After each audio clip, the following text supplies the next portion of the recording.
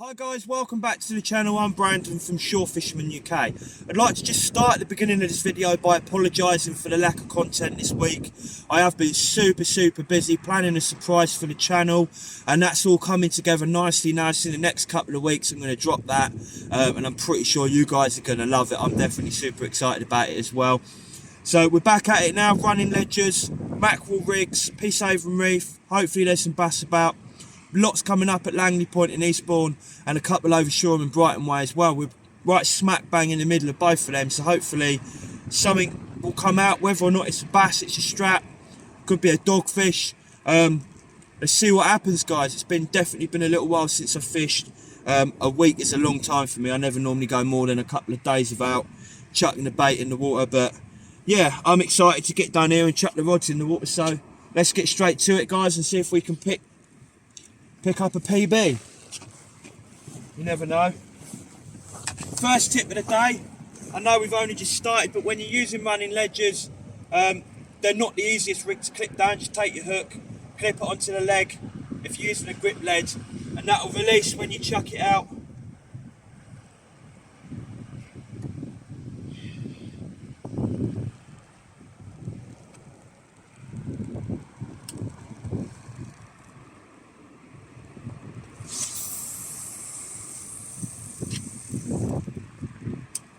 And we're back.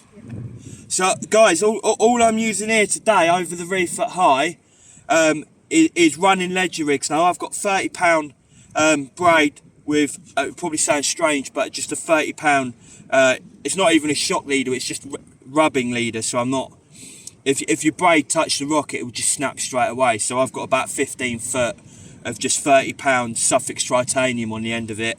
And all I'm using is a running ledger with about, that's not even a, today it's probably about 3 foot trace, and then that's baited up with a nice 6R. I forgot what they are, but they're mustard ultra points. I think they're mustard ultra point hooks, and that's 6.0. And all I'm doing is I'm just whipping squid and mackerel together. But that's my first bait.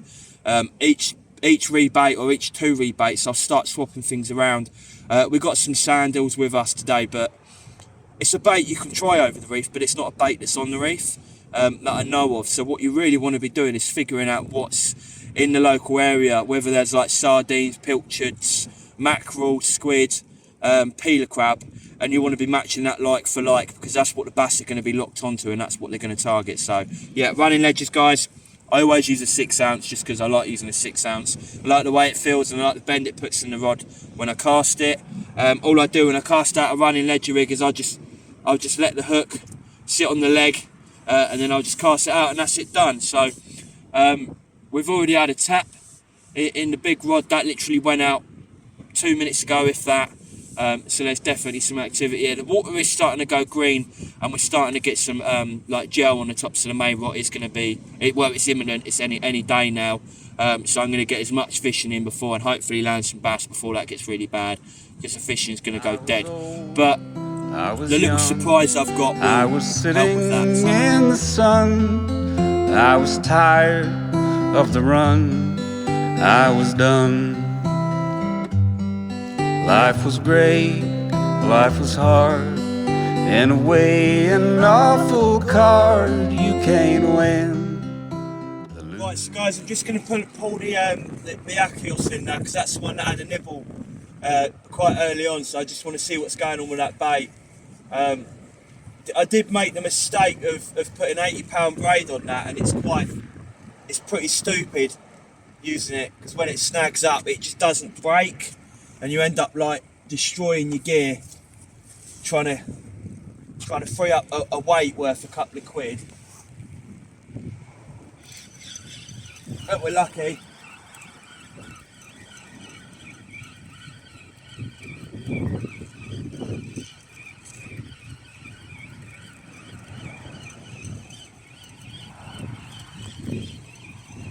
It's good to see what's going on with your bait as early as possible, and then you can get a gauge on how long you're going to leave your next lot of baits out for.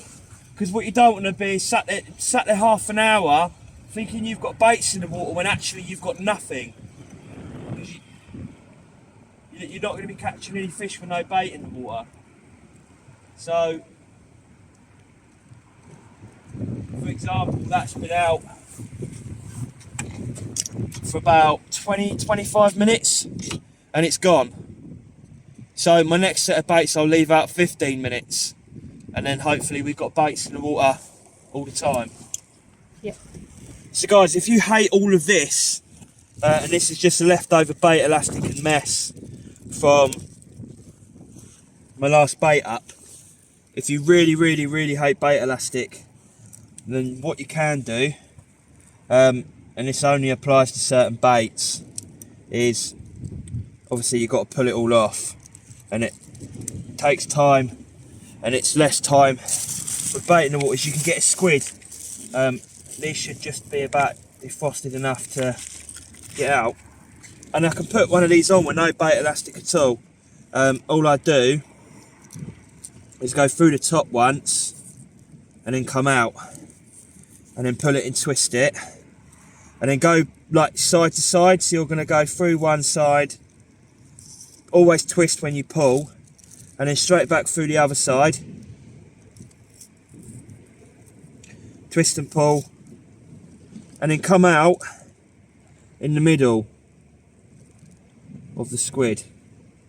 So about there, twist and pull,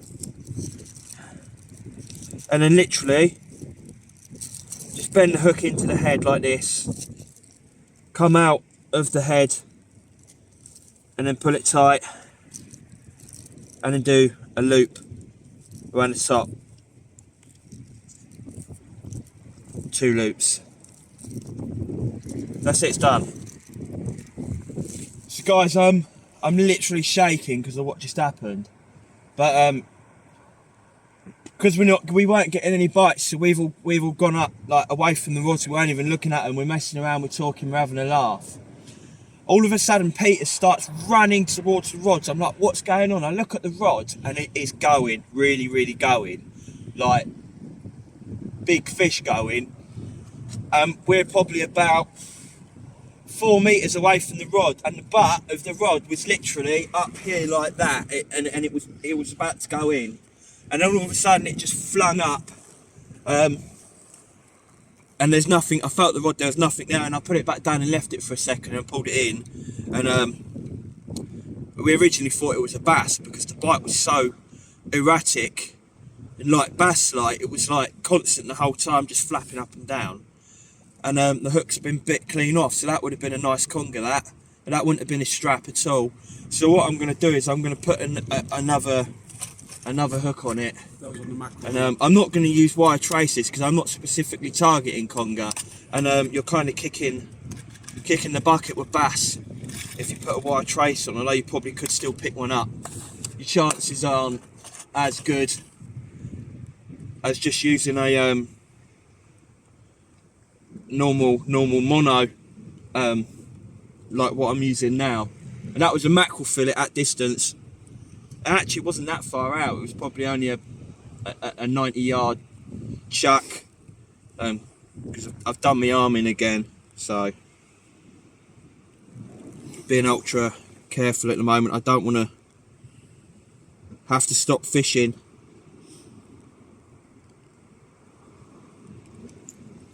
Especially not when we've got exciting things coming up. But you can hook conger quite well. You don't need to use a wire trace, you just need to get to them fast. You need to lip hook them. You don't want, in the minute they swallow the bait, if it's a even average size conger, it'll bite, and that bit through 40-pound line like it was nothing. So that must have been a, I'd have said that was at least at least a 20, something silly like that, to bite through. To give a bite like that, pull the butt of the rod up. This isn't a light rod. That's a 15-foot leader Icon FS Spot. If anyone's used that rod, you'll know. I mean, Peter, lift the butt of that rod up and you'll feel it ain't light. And for the bend, for the stretching the line for a start to be gone, and then for the rod to come up like it did, and the rod didn't just come up for a minute, it held it there.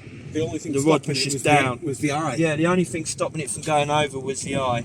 So I'm going to get a mackerel fillet. We've got joey mackerels that are quite small, and I'm just going to get a joey mackerel, and I'll show you all, literally just this bait.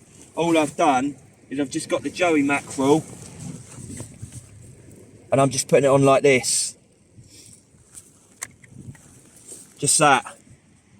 Just half a fillet of the Joey mackerel just whipped on. And that's what that just took. I did say at the beginning of the video that I'm pretty sure there's going to start being some fair sized congers down here quite soon, and that kind of just proves the theory. Last year this will be the sort of time I'll start catching them, and you don't need to use wraps and stuff like that with conger. You just a mackerel bait, it's good enough. Big hook, at least 30-40 pound line. 30 is really pushing it though, 40's pushing it, but I'm not targeting congers, I'm actually targeting bass. If we get a conger instead of a bass, I'm not complaining. So it is what it is. I'll get this one out same sort of distance, it wasn't actually too far out,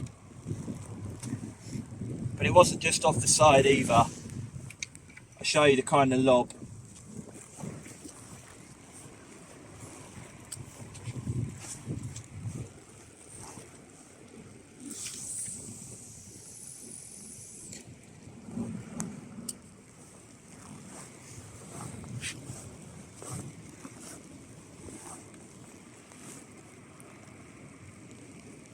But yeah, even the fact that we didn't land that fish, wait a second, I don't want to drag my lead. It's going to put a little bit of drag on that now.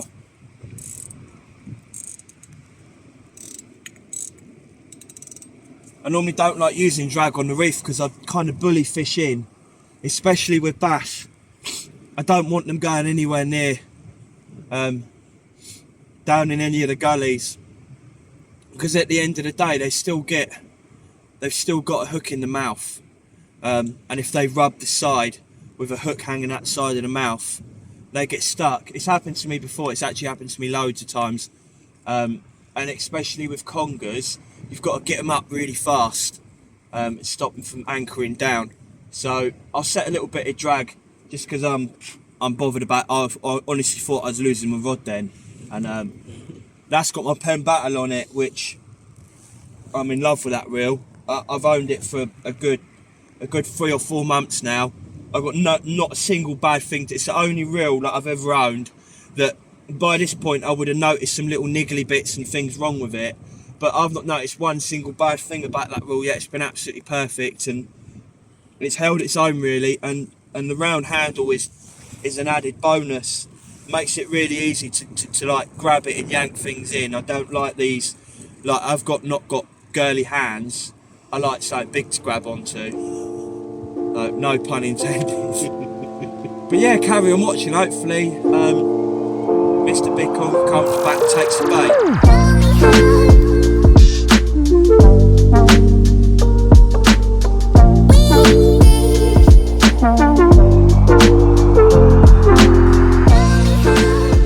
Guys, it's end of April now, 27th to be precise, the day that I'm doing this video. I think we've had 4 baits in the water now over about 2, maybe 3 hours. We've had one good take on the left rod, which I'm pretty sure was a conger or possibly a bass that took the bait and then pulled it into a snag and it cut off, maybe, I don't know. The bite was a bit too erratic for me to think it was a conger, but you never know. It was a clean cut and there were no fray marks in the line, so it probably was a conger. So yeah, 4 bait ups, 1 good take. May rot's just starting to show. It's starting to go a bit green and a bit smelly, but I might get a few more videos down here. That's probably most likely it for the video. I mean, it's been a good day. We've had a good bite, so it shows us some activity down here. I haven't lost any gear so far, but I have still yet to pull these ones in, so I've probably just jinxed it. But hopefully we'll get all the gear back. So yeah, it's still an alright down the reef. It's quite cold, but not unbearable. And it's good to be out, so that might be the end of the video. You might see another clip of a fish being caught if we get anything in the next 10 minutes. If not, thanks for watching, guys. Until next time.